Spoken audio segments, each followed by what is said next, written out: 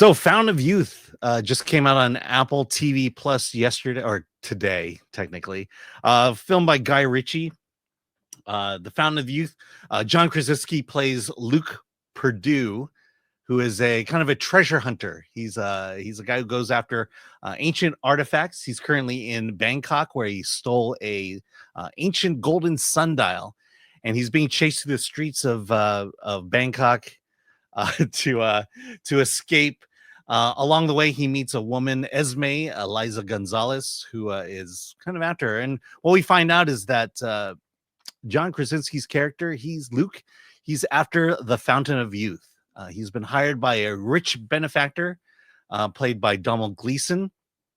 And what he has to do is he has to collect all these paintings, all these old ancient paintings of Jesus Christ, 6 of them to be exact. And each of them has a clue that will lead them to the Fountain of Youth, but he needs help. And that help comes from his sister, Sister Charlotte. No, sorry. Yeah, Sister Charlotte, played by Natalie Portman. And she runs a museum. He tries to steal the portrait of Jesus in her museum. She gets fired, and because of the sense of adventure, he convinces her to go on this journey.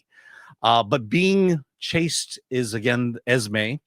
She is part of this group of ancient protectors who have been tasked for centuries to protect the Fountain of Youth, so that no one can find it and take advantage of its power. And so it's a chase to the fountain. Let's just say that this movie is essentially the last 20 minutes of Indiana Jones and the Last Crusade.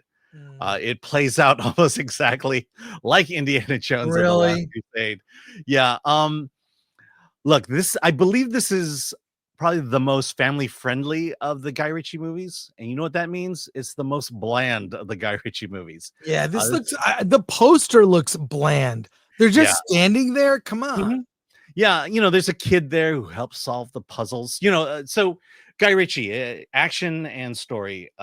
There's a lot of action in it. There's the chase sequence in Bangkok, the chase sequence in London, the chase sequence in Egypt.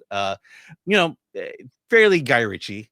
I like the London one because it was an auto chase that involved a lot of drifting, which you don't see a whole lot when it comes to car chases that way.